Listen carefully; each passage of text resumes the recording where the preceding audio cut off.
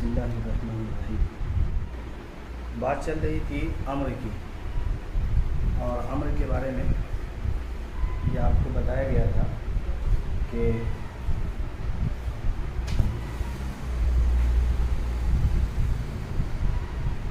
مامور بھی جس کام کا حکم کیا گیا ہے اس کو مامور بھی کہا جاتا ہے، یعنی جس چیز کا بندے کو حکم دیا جائے تو حکم کیا ہوا چیز وہ مامور بھی کہلاتا ہے۔ مامور بھی کی گزشتہ سبق میں آپ کو بتایا گیا تھا کہ دو قسمیں ہوتی، ایک ہے مطلق عن الوقت اور ایک ہے مقید بھی۔ اس پہ دھیان دیجیے، اس کو ذرا رہنے دیجیے، وہ وقتی طور پر ہے، ٹھیک۔ تو مامور بھی کی دو قسمیں ہیں، نمبر ایک مطلق عن الوقت اور نمبر دو مقید بھی۔ مطلق عن الوقت کی تعریف میں نے جو کی تھی وہ یہ تھا کہ ان یکون الاداء واجبا علی التراخی بشرط ان لا یفوتہ فی العمر، فرمایا کہ جس کا واجب ادا کرنا واجب ہو اور رخصت کے ساتھ ہو، اور شرط اس بات پر یہ لگائی جاتی ہے کہ بھئی وہ تا عمر کبھی بھی ادا کیا جائے گا تو ادا ہی کہلائے گا، قضا نہیں کہلائے گا۔ مطلب یہ ہے کہ مطلق عن الوقت کا حکم یہ ہے کہ وہ ایسا مامور بھی ہوتا ہے، ایسا حکم ہوتا ہے کہ جس کو زندگی میں کبھی بھی ادا کر لیا جائے تو ادا کہلائے گا، قضا نہیں کہلائے گا۔ ادا اور قضا کی تعریف تو آپ کو معلوم ہوگا۔ مقید بھی یعنی مامور بھی کی دوسری قسم ہے مقید بھی، اور مقید بھی کی تعریف یہ ہے کہ اگر اس کو وقت پر ادا نہ کیا جائے تو پھر وہ قضا کہلاتا ہے، اس کے اوپر گناہ ملتا ہے، تو وہ وقت کے ساتھ مقید ہوتا ہے۔ مقید بھی مطلب یہ ہے کہ وہ جو وقت کے ساتھ مقید، یعنی اللہ تعالیٰ نے جس مامور بھی کے ادا کرنے کا گویا کہ ایک وقت متعین کر دیا ہو کہ اس وقت کے اندر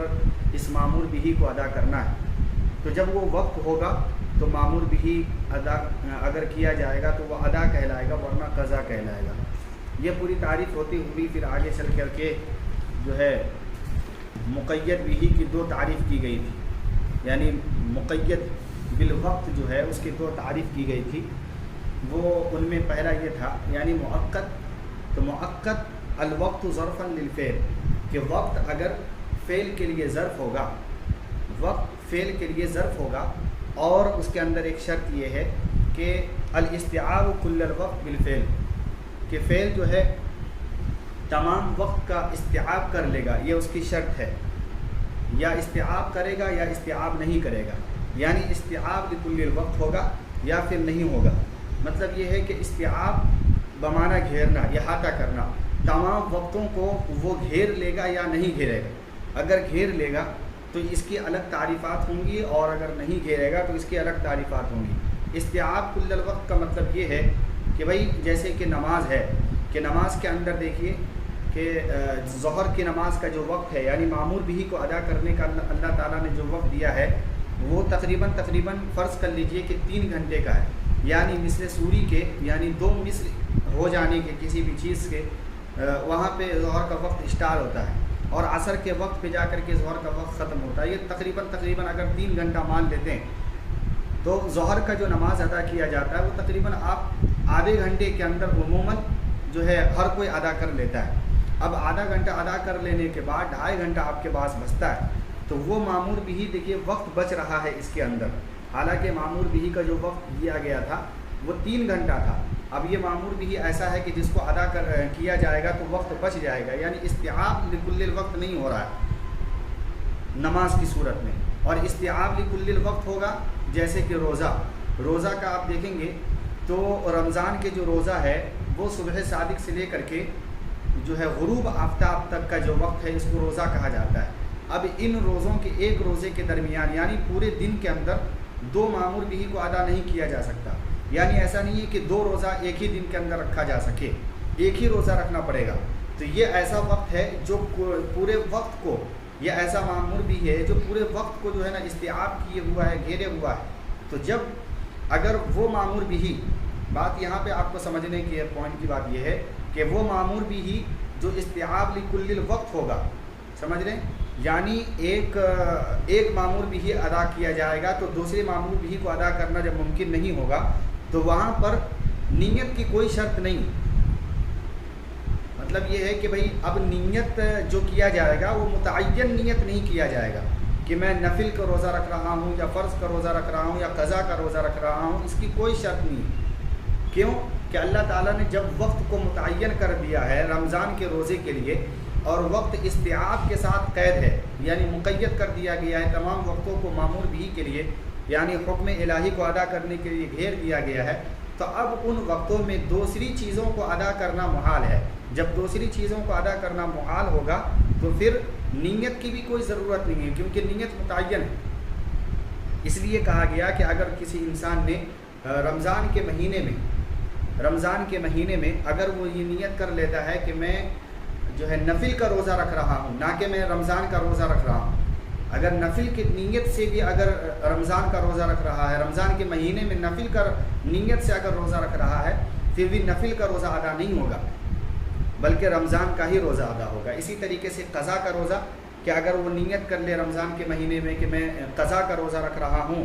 اسی طریقے سے دیگر جو روزے ہوتے ہیں اس کی نیت کر لے، تو وہ نیت اس کا معتبر نہیں مانا جائے گا۔ کیوں؟ وجہ اس کی یہی ہے کہ اللہ تعالیٰ نے مامور بھی کو اس وقت کے ساتھ استیعاب لکل الوقت فرما دیا ہے، یعنی تمام وقتوں کو گھیر دیا ہے۔ اب لہٰذا یہاں پر دوسرے مامور بھی کو ادا کرنا جائز نہیں ہوگا۔ لیکن نماز کی صورت کا جو مامور بھی ہے اس کے اندر استیعاب لکل الوقت نہیں ہے، بلکہ جو وقت متعین کیا گیا ہے یعنی دیا گیا ہے، فرض کر لیجئے کہ ظہر کا وقت عصر تک ہے، یہ 3 گھنٹے ہیں، تو 3 گھنٹے میں آپ نے اگر آدھا گھنٹے میں ظہر کی نماز ادا کر لی، تو اب جو ٹائم ملا ہے اس کے اندر دوسرے نماز کو ادا کرنے کی اجازت ہے، کوئی بھی نماز کو ادا کیا جا سکتا ہے، سمجھے۔ اب جب کوئی بھی نماز کو ادا کیا جائے گا تو اب یہاں پہ جو ہے نا مزاحم پایا گیا، یعنی بہت ساری نمازوں کا وجود پایا گیا، اور ایسا معاملہ ہے کہ جہاں پر ایسا معاملہ ہوتا ہے تو وہاں پر ایک نماز اپنے جنسیت کے دوسرے عضو کو یا پھر اپنے جنس سے تعلق رکھنے والے دوسری عبادت کے لیے مانع نہیں ہوتا ہے، یعنی اس کو روک نہیں سکتا۔ مطلب یہ ہے کہ جس طریقے سے ظہر کے وقت میں ظہر کی نماز ادا کی جا سکتی ہے، اسی طریقے سے دوسری نماز بھی ادا کی جائے گی، اس میں کوئی یہ نہیں ہے، قباحت نہیں ہے۔ لہٰذا جب بہت ساری نمازوں کا بیک وقت مجتمع ہونا جو ہے ممکن ہے، لہٰذا اب یہاں پر نیت تعین کے ساتھ ضروری ہے۔ بندہ یہ نیت کرے گا کہ بھئی کون سی نماز پڑھنا چاہ رہا ہوں، ظہر کی نماز پڑھنا چاہ رہا ہوں یا پھر عصر کی یا دیگر قضاؤں کی یا نفل کی یا مستحب کی یا اسی طریقے سے فطر واجب کی، جو بھی نماز ادا کرے گا اس کا نیت کرنا بہت ضروری ہے۔ اگر نیت متعین نہیں ہے تو پھر وہ چیز ادا نہیں ہوگا۔ 2 مسئلے۔ تیسرا مسئلہ یہاں پر جو کل بتایا گیا تھا وہ یہ تھا کہ بھائی جب یہ چیزیں جائز ہو گئی ہے کہ ایک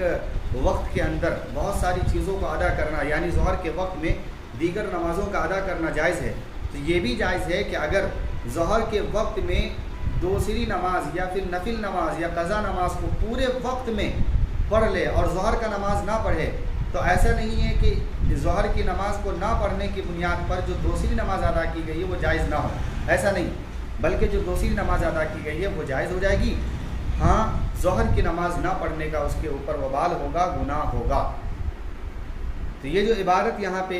فرمایا گیا کہ حتی لو شغل جمیع وقت ظہر لغیر ظہر یجوز، فرمایا یہاں تک کہ اگر ظہر کے تمام وقتوں کو شامل کر لیا جائے ظہر کے علاوہ میں، تو فرمایا کہ جائز ہے۔ ومن حکمہ انہ لا یتعدی المامور بہ الا بنیۃ معینۃ، اور اسی میں سے ایک حکم یہ بیان کیا گیا کہ معمور بھی کو ادا نہیں کیا جائے گا مگر یہ کہ نیت معینہ کے ساتھ، جیسے کہ میں نے آپ کی اس کے اندر تشریحات ہو گئی۔ یہ کل کا سبق تھا۔ والنوع الثانی ما یکون الوقت معیار، دوسری قید، یعنی ابھی تو جو ہے مقید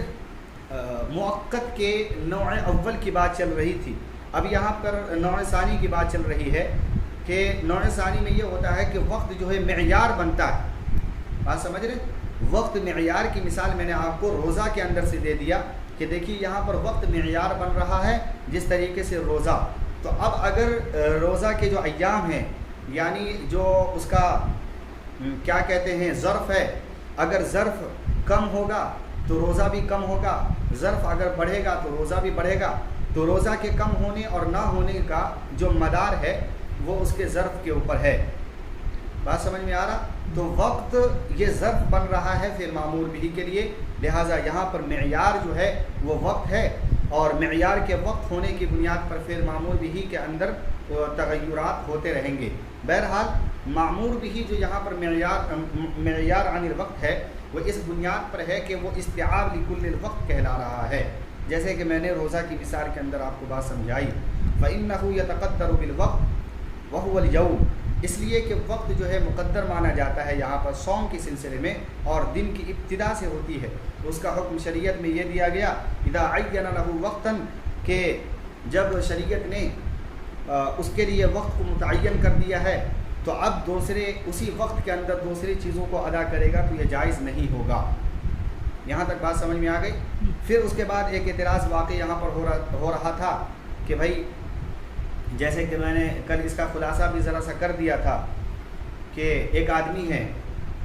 شریعت نے اس بات کی اجازت دی ہے، جیسے کہ صاحب مصنف نے خود کہا ہے کہ اگر کسی صحیح اور مقیم آدمی ہے، تندرست آدمی ہے اور مقیم آدمی ہے، تو وہ اگر رمضان المبارک کے روزے کے اندر غیر رمضان المبارک کے روزوں کی نظر سے اگر روزہ رکھتا ہے تو وہ روزہ ادا نہیں ہوگا بلکہ رمضان کا ہی روزہ مانا جائے گا. تو یہاں پر انہوں نے صحیح اور مقیم کی قید لگا کر کے اعتراض کو جو ہے نا واشگاف کیا ہے، اور یہ بتانا چاہ رہے ہیں کہ اگر کوئی تندرست نہیں ہے، بیمار ہے، یا اسی طریقے سے مسافر ہے، تو مسافر اور جو ہے بیمار کے اوپر چونکہ رمضان کے روزوں کے اندر اللہ فرماتے ہیں کہ رخصت ہے، وہ جائے اور اب جو ہے سفر کو مکمل کرے. اگر سفر کو مکمل کرنے میں رمضان کا پورا مہینہ صرف ہو جاتا ہے تو رمضان کے بعد اس کو اختیار ہے کہ اس پر جو ہے قضا کر لے گا، تو قضا کرنے کے بعد اس کو پورا کا پورا ثواب دیا جائے گا. دوسری بات یہ ہے کہ اگر کوئی تندرست نہیں ہے، بیمار ہے، تو بیمار کو بھی رخصت ہے کہ بھائی جو ہے بیماری سے صحت یاب ہو جانے کے بعد اس کو ادا کر لیا جائے گا. تو اب مسئلہ یہ ہے کہ اگر کوئی بیمار ہے یا اسی طریقے سے مسافر ہے، اس کو رخصت دی گئی ہے کہ رمضان میں آپ روزہ نہ رکھیں بلکہ رمضان کے بعد آپ اس کا قضا کر لیں. تو اگر اس نے جان بوجھ کر کے رمضان کے مہینے میں کسی نفل نماز کی نیت کر لیتا ہے کہ نفل روزہ کی نیت کر لیتا ہے، تو مصنف فرماتے ہیں کہ پھر وہ نفل کا ادا کرنا ضروری اور لازم ہو جاتا ہے انہی وقتوں میں، یعنی رمضان کے مہینوں کے اندر. بات سمجھ رہے ہیں؟ تو اب جب یہ لازم ہو گیا ہے تو اس سے ایک اعتراض واقع ہوتا ہے. وہ اعتراض واقع کیا ہے بھائی؟ وہ ایسا معاملہ ہے کہ ایک انسان جب کسی چیز کو اپنے اوپر یعنی لاگو کر لیا، ایک انسان جب کسی چیز کو اپنے اوپر لاگو کر لیا تو وہ چیز اس کے لیے واجب ہو جاتی ہے، اور جب واجب ہو جاتی ہے تو پھر اس کا ادا کرنا ضروری ہوتا ہے، چاہے وہ رمضان کا علاقہ ہو یا پھر غیر رمضان کا علاقہ ہو، اس میں کوئی شرط نہیں. اور اس سلسلے میں آپ کو صوم کی تعریفات بھی آپ کے سامنے ذکر کی گئی تھی، اور اس کو دوبارہ سن لیجیے. فَإِنَّ الصَّوْمَ شَرْعًا هُوَ الْإِمْسَاكُ عَنِ الْأَكْلِ وَالشُّرْبِ وَالْجِمَاعِ نَهَارًا مَعَ النِّيَّةِ. فرماتے ہیں کہ شریعت کے اندر صوم کہا گیا ہے امساک کو، اور امساک کیا ہے؟ کھانے پینے اور بیوی سے جماع سے رکنے کا نام. دن کے شروع وقت سے لے کر کے رات کے ابتدا تک، مع النیہ، نیت کے ساتھ. نیت کے ساتھ کا مراد یہ ہے کہ یہاں پر دیکھو، اگر کسی نے جو ہے صحیح ہے اور مقیم ہے اور اس کے اوپر جو ہے وقت رمضان آ جائے، یعنی اس کے اوپر جو ہے روزہ فرض ہو گیا اور رمضان کا مہینہ آ گیا، تو اب ظاہر بات ہے کہ رمضان کے اندر جو ہے کسی اور چیز کی نیت کرے یا نہ کرے، رمضان کی یہ روزہ مانی جاتی ہے. جہاں تک تو بات سمجھ میں آیا. لیکن اس کا مطلب یہ نہیں ہے کہ بھائی رمضان کے روزے کی نیت بھی مطلقاً نہ کرے، ایسا نہیں ہے، بلکہ مطلقاً نیت کرنا ضروری ہوتا ہے. کیوں کہ ایک عبادت ہے اور عبادت کے لیے نیت کا ہونا شرط ہے، تبھی اس کو ثواب ملے گا. جیسے کہ انما الاعمال بالنیات کے تحت آپ کو گوشت گزار کیا گیا کہ بھائی دار و مدار جو ہوتا ہے یہاں پر جو اس حدیث کے اندر کہا گیا انما الاعمال بالنیات کے اندر کہ ثواب کا ترتب کی بات کی گئی ہے، ثواب کے مرتب ہونے کی بات کی گئی. بعض لوگوں نے جیسے کہ امام شافعی وغیرہ نے کہا ہے کہ خلاصہ کلام یہ ہے کہ بھائی اس کا دار و مدار اس کے وجود پر ہے، یعنی اگر نیت نہیں کیا ہے تو سراسر وہ چیز وجود ہی میں نہیں آئے گی. لیکن ہمارا امام صاحب کا ماننا ایسا ہے کہ وہ چیز وجود میں آ جاتی ہے. ہاں اگر وہ جو ہے عبادت مقصودہ کے قبیل سے ہوں تو پھر اس کے بعد اس کے اوپر نیت کرنا شرط ہوتا ہے. لیکن اگر عبادتیں غیر مقصودہ ہیں تو وجود ہو جائے گا لیکن اس کو ثواب نہیں ملے گا، ثواب کا ترتب کا اس کے اوپر دار و مدار ہوتا ہے۔ تو یہاں دیکھو یہ عبادت مقصودہ ہے، روزہ رکھ رہا یہ عبادت مقصودہ ہے، امام صاحب کے مسلک کے تحت اور تمام لوگوں کی اتباع کرتے ہوئے یہ بات ثابت ہو جاتی ہے کہ اگر رمضان کے مہینے میں جو رمضان کا روزہ ہے یہ عبادت مقصودہ ہے، اور عبادت مقصودہ اگر نیت نہیں کریں گے تو اس کا ثواب بھی نہیں ہوگا اور نہ ہی اس کا ترتب ہوگا، لہٰذا اس کی تعین بھی کر دی گئی کہ کہاں تک نیت رکھ سکتے ہیں، نیت کر سکتے ہیں۔ لہٰذا آپ کو معلوم ہی ہے کہ بھائی جو ہے دن کے زوال کا وقت جو ہوتا ہے وہاں تک انسان اگر نیت کر لے تو اس کی نیت کی ثوابدید پر گواہی دی جا سکتی ہے، یعنی اس کی نیت کی قبولیت کے لیے کافی۔ لیکن اگر مطلقاً نیت کیا ہی نہیں کہ میں روزہ رکھ رہا ہوں یا نہیں رکھ رہا ہوں تو پھر اس کا روزہ معتبر نہیں مانا جائے گا۔ اتنی بات یہاں تک آپ کو گوش گزار کر دی گئی۔ یہاں سے جو ہے مصنف علیہ الرحمہ کچھ اختلافات کو ذکر کر رہے ہیں۔ سب سے پہلے تو آپ جو ہے اس مسئلے کو سمجھنے کے لیے ذرا سا بنیادی باتیں ہیں اس کو دیکھ لیجیے۔ ایک فرقہ جو ہے ہمارے سامنے خوب آتا ہے، بار بار اس کا تذکرہ کیا جاتا ہے، جسے معتزلہ کہتے ہیں۔ آپ کو معلوم ہے معتزلہ کے بارے میں، لیکن یہاں پر کچھ اس کی بنیادی باتیں میں کہہ دیتا ہوں تاکہ کیونکہ آگے اس کے مسئلے آئیں گے اور کافی تعداد میں معتزلہ کے، ماتریدیہ کے اور اشاعریہ کے مسائل آئیں گے، تو اس کا جاننا ضروری ہے، اس کی بنیادی باتوں کو جاننا بے انتہا ضروری ہے۔ لہٰذا یاد رکھیے کہ معتزلہ ایک گمراہ فرقہ ہے جس کے بارے میں امت کا متفقہ فیصلہ ہے کہ یہ گمراہ ہے، اس کے عقائد وغیرہ گمراہ ہیں، لہٰذا اتنی بات یاد رکھیے۔ معتزلہ کا وجود یہ حضرت امام حسن بصری رحمۃ اللہ علیہ کے زمانے میں ہوا ہے۔ معتزلہ یہ اعتزال سے نکلا ہے، اور اعتزال جو ہے اس میں معتزلہ اس میں فاعل بنے گا اعتزال کا، مطلب یہ ہوا کہ اہل سنت سے نکلا ہوا، جو نکال دیا جاتا ہے جس کو، تو اہل سنت سے ان کو نکال دیا گیا، یہ الگ ہو گیا، اعتزال ہو گیا ہے اس کا۔ تو جب یہ اہل سنت سے نکلا عقائد کے بنیاد پر، عقائد کے ماتحت اور عقائد کے خلاف ورزی کی صورت میں، تو اس کو معتزلہ اس زمانے سے ہی کہا جانے لگا ہے۔ یہ امام حسن بصری رحمۃ اللہ علیہ کے زمانے میں اس کا وجود ہوا تھا۔ ٹھیک ہے، یہاں تک بات سمجھ میں آ گئی۔ اب مسئلہ ہے کہ اس کا بانی، اس کا جو بانی ہے یعنی اس کو وجود میں لانے والا، وہ اس کے دو نام ذکر کیے گئے ہیں، ان میں جو سب سے بڑا بانی ہے وہ ہے واصل بن عطا۔ یہ واصل بن عطا ہے جس نے اس معتزلہ فرقے کی بنیاد رکھی ہے۔ معتزلہ فرقہ جو خود کو اصحاب جو ہے عدل اور توحید کے نام سے خوب واشگاف کرتا ہے کہ ہم جو ہے عقل والے ہیں، یعنی عدل والے ہیں، ہم ہر چیز کو عقل پر پرکھتے ہیں، یعنی ان کے درمیان عقل سب سے اعلیٰ کسوٹی مانی جاتی ہے، اس کے اوپر کچھ نہیں۔ اگر اس کے اوپر اگر جو ہے عقائد کے اندر اگر عقل کے اوپر قرآن و حدیث کی باتیں بھی اگر آ جاتی ہے اور تسلیم نہیں کی جاتی ہیں تو اس کو وہ ٹھکرا دیتا ہے اور کہتا ہے کہ عقل کے ماورا ہے، لہٰذا یہ خلاف ہے، تو عقل کو ترجیح دیتا ہے۔ بات سمجھ گئے؟ تو قطعیات میں تعویلات کرنے کی صورت میں، ظنیات میں تعویل کرنے کی صورت میں یہ عقل کو جو ہے نا سب سے اوپر رکھتا ہے،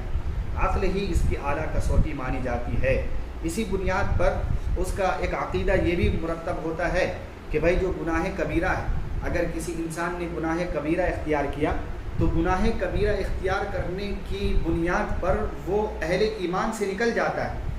اور جب اہل اسلام سے نکل گیا یعنی مسلمان نہیں رہا تو ظاہر ہے کہ وہ کافر بن جائے گا۔ لیکن ان کا کہنا ہے کہ وہ کافر بھی نہیں ہوا، یعنی کسی نے اگر کبیرہ گناہ کر لیا تو وہ کافر بھی نہیں ہوگا اور نہ ہی مومن ہوگا، یعنی بیچ کے درمیان میں وہ رک جاتا ہے، یہ اس کا ماننا ہے۔ حالانکہ اہل سنت والجماعت کا ماننا ہے کہ بھائی جس نے کبیرہ گناہوں کا ارتکاب کیا وہ ایمان سے نہیں نکلے گا، لیکن مومن کی اعلیٰ کسوٹی سے نیچے اتر جاتا ہے اور ایک فاسق گنہگار مانا جاتا ہے اگر اس نے جان بوجھ کر کبیرہ گناہ وغیرہ کا ارتکاب کرتا رہتا ہے، لیکن جو ہے وہ مومن کے جو ہے قبیل سے اور مومن کی لائن سے ہم اس کو نہیں نکالتے ہیں۔ یہ اہل سنت والجماعت کا نظریہ ہے. اس کے خلاف بھی معتزلہ چلے ہیں اور اس کا ماننا جیسا کہ میں نے آپ کے سامنے کہہ دیا وہ ایسا ہے. ایک عقیدہ ان کا یہ ہے کہ بھئی اللہ تعالیٰ جو ہے اگر کوئی اللہ تعالیٰ کی فرما برداری کرتا ہے، اطاعت کرتا ہے، تو اس کا ماننا ہے کہ جب مومن بندہ، مسلمان بندہ اللہ کے حکموں کو مانتا ہے، اس کی وہ باتوں پر عمل کرتا ہے، تو اللہ کے اوپر یہ واجب ہو جاتا ہے کہ اللہ اس کو جنت عطا کرے. دیکھیے کتنا سخت یہاں پر عقیدہ اپناتے ہیں معتزلہ فرقہ کہ بھائی اللہ کے اوپر یہ واجب ہو جاتا ہے کہ اپنے ایمان والوں کو جنت عطا کرے، اس کو ثواب لکھے. اور اگر کوئی انسان نافرمانی کرتا ہے خدا کے ساتھ تو اس کا کہنا ہے کہ اب یہاں پر اللہ کے اوپر یہ واجب ہے کہ اس کو جہنم میں ڈالے. لیکن ہمارا معاملہ ایسا نہیں ہے. ہمارا اہل سنت والجماعت کا ماننا ہے کہ اللہ رب العالمین کے اوپر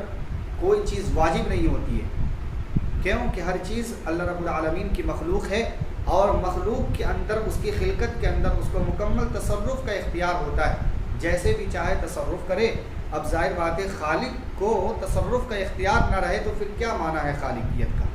لہٰذا ہم اس کو خالق مانتے ہیں اور ہم یہ کہتے ہیں کہ اگر وہ کسی جائز اور کسی جو ہے حسن اور اچھے کام پر اگر وہ ثواب دیتا ہے اور ہمیں جنت دیتا ہے تو یہ اس کی مہربانی. لیکن اگر وہ اچھے کام کرنے کے باوجود بھی اگر وہ جہنم میں داخل کرتا ہے تو اس کو اختیار ہے، ہم روک ٹوک نہیں کر سکتے ہیں. یہ اہل سنت والجماعت کا نظریہ ہے. اگر کسی کو اللہ رب العالمین جنت عطا کر دیتا ہے تو بہت اچھی بات ہے، اس کی عنایت اور فضل اور مہربانی. لیکن اگر وہ جہنم عطا کرتا ہے تو یہ بھی اس کو اختیار ہے اور یہ کوئی گناہ یا ظلم نہیں ہوگا بلکہ یہ عدل کی بنیاد پر ہوگا. لہٰذا ہم کہتے ہیں کہ اللہ رب العالمین اگر عدل لینے پر آئے تو اس کے احسانات اتنے ہیں کہ اگر عدل کا معاملہ کیا جائے تو ہم جہنمی جو ہے ہو جائیں گے، جہنم میں داخلہ ہمارا کمپلسری. اگر وہ فضل کرے تبھی ہم جنت میں جا سکتے ہیں. یہ ہمارا اور اہل سنت والجماعت کا ماننا ہے. لیکن معتزلہ اس کے برخلاف اللہ رب العالمین کو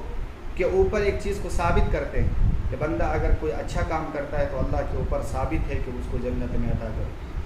اسی طریقے سے معتزلہ اللہ رب العالمین کے صفات، اس کے علم، حیات، قدرت وغیرہ کا بھی انکار کرتے ہیں، صراحت کے ساتھ انکار کرتے ہیں. وہ یہ کہتے ہیں کہ اللہ تعالیٰ کی ذات جو ہے قدیم ہے اور اس پر پھر وہ منطقانہ اور فلسفانہ وہ اپنا نظریات کو قائم کرتے ہیں. لہٰذا جو اس کے اندر پڑتا ہے وہ گمراہ. اس کے خلاف ہمارے علماء دیوبند نے بھی بہت سارے ان کے ان نظریات کا خوب اچھے سے جواب دیا ہے. وہ جو کہتے ہیں کہ بھائی اللہ رب العالمین کی ذات جو ہے قدیم ہے، اس صورت میں علماء دیوبند نے بڑا اچھا جواب دیا ہے. وہ فرمایا کہ صفات کو قدیم ماننے کی صورت میں تعدد قدمہ لازم آتا ہے اور یہ توحید کے منافی، اس لیے صفات کا انکار کرتے ہیں. لیکن اہل سنت والجماعت کا اس جواب دیتے ہیں کہ بھائی صفات کو قدیم ماننا یہ توحید کے منافی نہیں، جو کہ توحید کے منافی وہ ذوات قدیم کا تعدد ہے جو یہاں لازم نہیں آتا. تو علماء دیوبند جو ہے ذوات قدیم کے تعدد کو جو ہے قدیم مانتے ہیں اور وہ اللہ رب العالمین کی ذات کو ہی قدیم مانتے ہیں. لہٰذا قدیم ماننے میں بھی اس کا اختلاف ہے. اسی طریقے سے ایسے دسیوں مسائل ہیں جس کے اندر انہوں نے علماء دیوبند سے نہ کہہ کر کے بلکہ اہل سنت والجماعت سے اختلاف کیا ہے اور خوب بڑھ چڑھ کر کے اختلاف کیا ہے. دوسرا مسئلہ آتا ہے اشاعرہ اور ماتریدیہ. اشاعرہ اور ماتریدیہ کا بھی ذرا مسئلہ سمجھ لیجیے یہ کون ہیں، اس کے بارے میں ذرا نشاندہی ہو جائے، اس کے بعد کتاب سمجھنے میں آسانی ہو.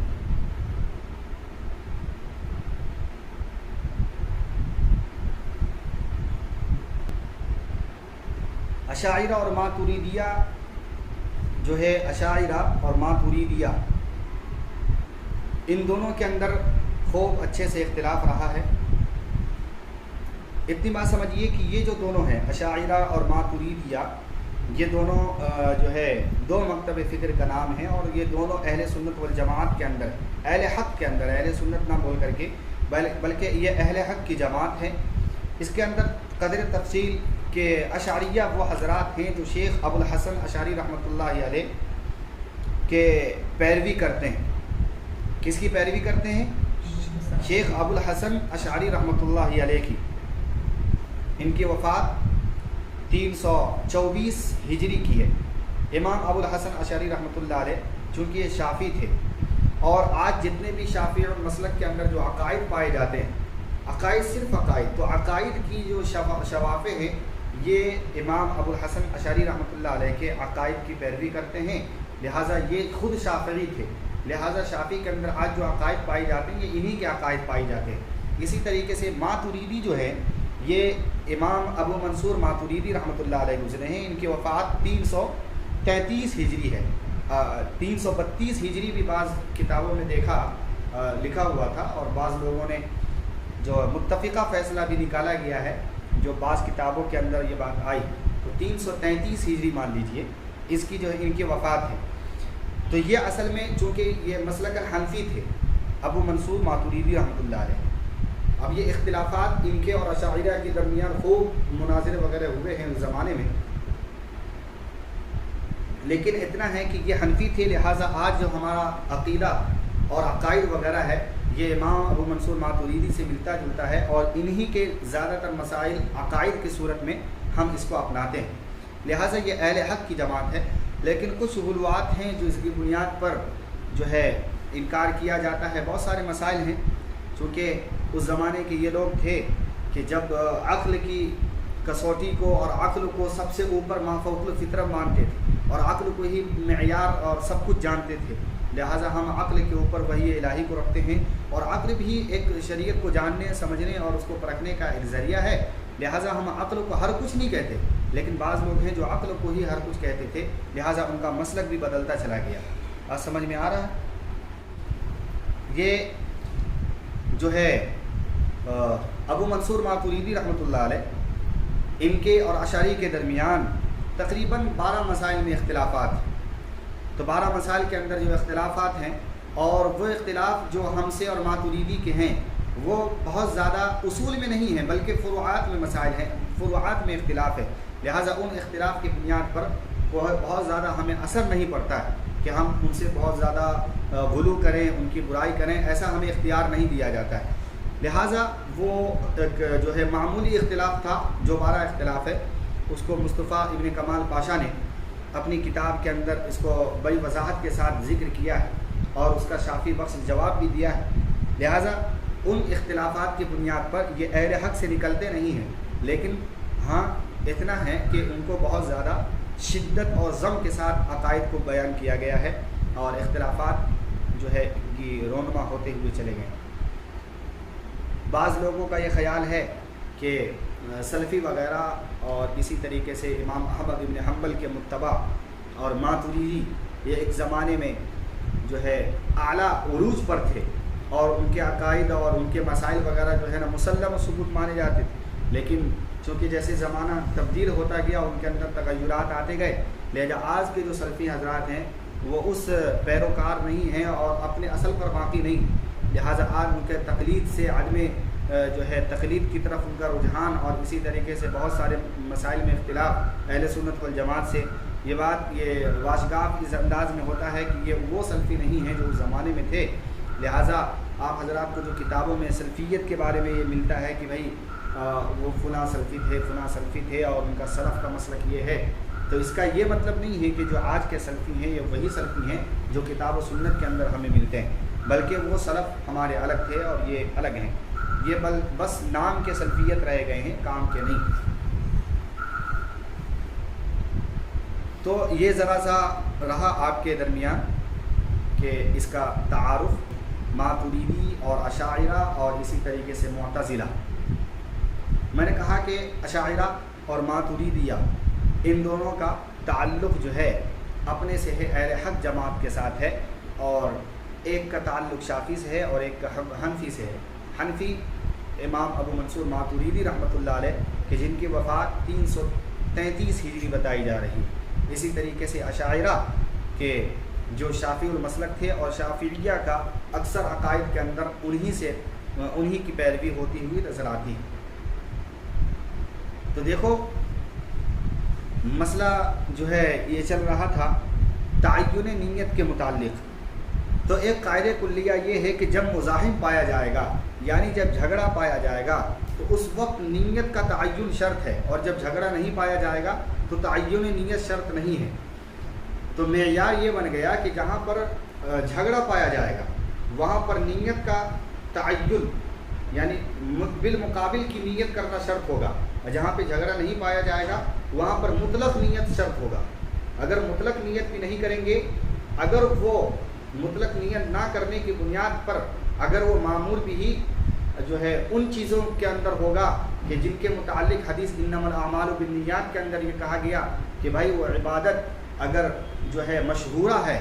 یا مقدرہ ہے تو اس صورت میں ثواب کی ترتب کی بات الگ ہے، وہ چیز ادا ہی نہیں ہوگا، اور یہ ہمارا بھی ماننا ہے اور تمام مذہب فکر کا ماننا ہے۔ لیکن اگر وہ عبادات ایسے ہیں کہ جو ہے قرآن و سنت سے نہیں ہیں، بلکہ جیسے کہ فرض کر لیجئے نکاح ہے، طلاق ہے، اسی طریقے سے آپسی معاملات ہے، تو اس کے اندر نیت نہیں کریں گے پھر بھی ہو جائے گا۔ عقوبات ہے، سزائیں ہیں کہ بعض چیزیں ایسی ہوتی ہے کہ نیت نہ کرے تو وجود بھی ہوگا اور اس کے اوپر کام بھی کیا جائے گا۔ جیسے کہ ہمارا اور آپ کا جو مجلس لگتی ہے گاؤں کے علاقے میں دیکھے ہوں گے جو پنچایت لگتی ہے، تو اگر کوئی پنچایت کے اندر گیا اور نیت نہیں کیا تو نیت نہیں کرنے سے ثواب نہیں ملے گا، ایسا کوئی مطلب نہیں ہے، ثواب نہیں ملے گا، سب کچھ ملے گا اگر وہ برابر پنچایت بیٹھی ہے تو اس کا یہ حدیث کا مطلب یہ نہیں ہے کہ کسی بھی کام کا وجود بغیر نیت کے ہوتا ہی نہیں، بلکہ ہمارا ماننا یہ ہے کہ اگر عبادت مشہورہ ہیں تو جو ہے پھر نیت مطلقاً نیت کرنا شرط ہے، لیکن اگر نہیں ہے، عبادت مشہورہ نہیں ہے، مقدرہ نہیں ہے، تو اس صورت میں کم از کم نیت نہ کرنے سے ثواب کا ترتب نہیں ہوگا، لیکن وجود اس عمل کا ہو جائے گا، یعنی وہ فرضیت ادا ہو جائے گی، ہمارا یہ کہنا ہے۔ تو رمضان کے روزے کے سلسلہ میں اس بات کو خیال میں رکھیے کہ وہاں پر مطلقاً نیت ضروری ہے، کیوں کہ یہ عبادت مقصودہ ہے۔ پھر دوسری بات، کیونکہ وقت ہو رہا ہے، یہ دوسری بات یہاں پر یہ یاد رکھیے کہ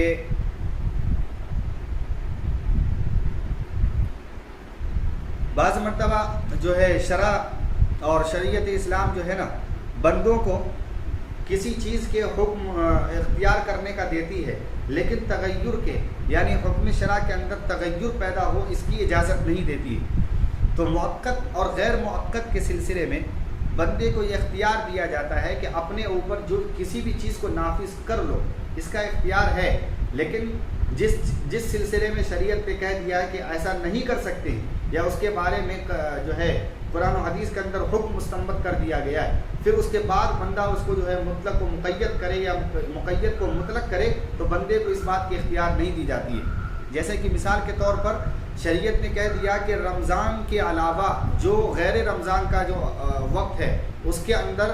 آپ کسی بھی عبادت کو متعین نہیں کر سکتے نیت کے ساتھ، کسی بھی وقت کو ایسا نہیں کہہ سکتے کہ بھائی جو شعبان کا مہینہ ہے، شعبان کے مہینے میں میں پورا مہینہ نفل روزہ رکھوں گا، اس کے علاوہ کوئی روزہ نہیں رکھوں گا۔ تو اب جب یہ آپ نے متعین کیا ہے تو آپ کو شریعت اس بات کی اجازت نہیں دیتی کہ آپ متعین کریں،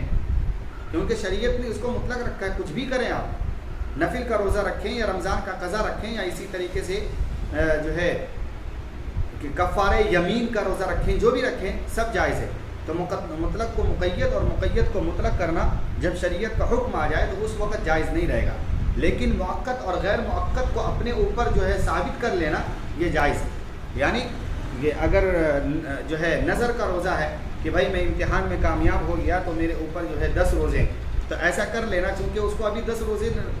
تھے نہیں، اپنے اوپر لاگو کر لیا تو اس کی اجازت ہے، لیکن شریعت کے حکم کی تبدیلی بندے کے اختیار میں نہیں ہے۔ مثال کے طور پر ایک اور مثال دی جاتی ہے کہ ایک میاں بیوی ہیں اور آپس میں انہوں نے خلا کیا۔ خلا کہتے ہیں کہ جب لڑکا بعض مرتبہ جو ہے شوہر طلاق نہیں دیتا ہے اور وہ ناکارہ بھی ہوتا ہے، کماتا بھی نہیں ہے اور بیوی کو چھوڑتا بھی نہیں ہے، بہت پریشان کرتا ہے، زندگی اجیرن بن جاتی ہے، تو آخری صورت اسلام نے کہا کہ بھائی تم جو ہے عورت کو کہا جاتا ہے کہ کچھ پیسے دے کر کے جو ہے خلا کی صورت اختیار کر لو اور خلا کرا لو آپس کے اندر، یعنی طلاق وغیرہ ہو جائے، تمہارے کورٹ وغیرہ سے یا قاضی کے پاس جا کر کے خلا وغیرہ یا پنچایت وغیرہ بیٹھا کر کے خلا لے لو۔ اس کی ایک صورت ہے کہ بھائی مرد کو اتنی رقم دے دو جو آپس میں طے ہو۔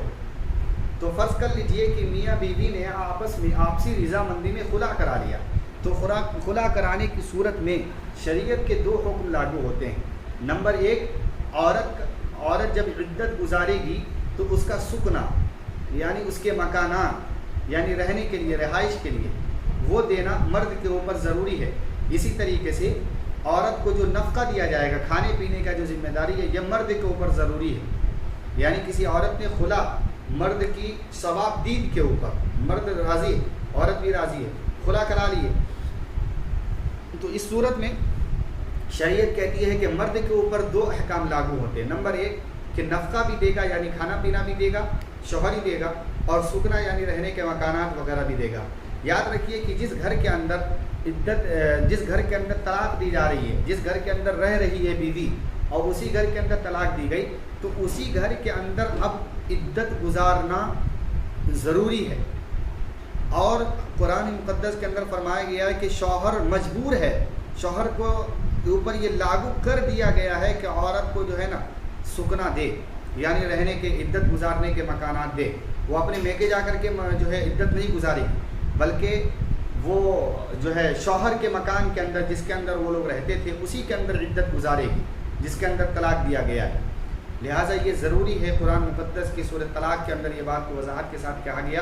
کہ عورت جو ہے خود بھی نہ نکلے اور اس کو نکالا بھی نہ جائے، دونوں طرح سے قید کر دیا گیا کہ عورت چاہے کہ گھر پہ جا کر کے عدت گزارے، اس کی بھی اجازت نہیں، اور مرد چاہیں کہ اس کو نکال دوں اپنے گھر پہ جا کر کے یہ عدت گزارے، اس کی بھی اجازت نہیں، بلکہ خدا لینے کی صورت میں جو ہے مرد کے اوپر ہی نفقہ اور سکنا لازم آتی ہے۔ لیکن مسئلہ یہ آیا کہ بھائی شریعت نے تو کہہ دیا، اب عورت کیا کی کہ عورت کہہ رہی ہے کہ آپ مجھے سکنا بھی مت دیجیے، نفقہ بھی مت دیجیے۔ عورت خود کہہ رہی ہے کہ مجھے آپ کا نفقہ بھی نہیں چاہیے اور سکنا بھی نہیں چاہیے، یعنی رہنے کے لیے میں اپنے گھر پہ چلی جاؤں گی اور کھانے ہونے کے لیے بھی آپ کی کوئی ضرورت نہیں ہے، ہمارے گھر والے کھلائیں گے۔ تو شریعت کہتی ہے دیکھو، چونکہ شریعت نے ایک حکم دے دیا ہے کہ سکنا جو ہے نا شوہر کے ذمے، جب ذمے میں لگا دیا ہے پھر بدل نہیں سکتا ہے۔ رہی بات نفقے کی، تو نفقے کا بدلے گا۔ کیوں بدلے گا؟ کہ عورت چونکہ اپنی ذات کی مالک ہے، نفقے میں اس کے اوپر صرف کیا جائے گا، اور جو سکنا ہے یہ شریعت کا مسئلہ ہے، اور نفقہ جو ہے عورت کا مسئلہ ہے، عورت کی ذات کا مسئلہ ہے، عورت کے اوپر جو ہے جو صرف کیا جا رہا ہے اس کا مسئلہ ہے۔ لہٰذا ایک آدمی خوب کام کرے اور کام کرنے کے بعد جب اس کو سیلری کا وقت آئے تو کہے کہ بھائی میں سیلری نہیں لوں گا، تو جائز ہے، مت لے۔ اب اس کو تھوڑی شریعت یا پھر قانون کہے گی کہ نہیں تم نے کام کیا تو تم کو لینا ہی پڑے گا، وہ نہیں لینا چاہتا تو نہ لے۔ اسی طریقے سے عورت ہے، عدت کے زمانے میں اس کے گھر کے اندر رہ رہی ہے، اس کا کام کر رہی ہے، تو اس کے کام کرنے کی بنیاد پر شوہر کو ظاہر بات ہے کہ نفقہ دینا تھا، پیسہ ویسا دینا، کھانا کھلانا تھا۔ اب وہ کھانا نہیں چاہ رہی ہے، سیلری لینا نہیں چاہ رہی ہے، تو جائز ہے، نہ لے۔ لیکن اگر چاہے کہ سکنا بھی نہ رکھیں تو اس کی اجازت نہیں ہے، کیونکہ یہ حق شرع، اور حق شرع کو بدلنے کی اجازت نہیں، اور حق عبد کی بدلنے کی اجازت ہے۔ اپنے اوپر جو ذمہ ہے اس کو ثابت کیا جا سکتا ہے۔ لہٰذا اس بات کو یاد رکھیے، اور انشاءاللہ یہ کل سے مستقل جو ہے سبق پڑھیں گے۔ یہ پوری پیچھے کی بات تھی، تمہاری وجہ سے آج کا پورا گیا، پوری کل کی بات۔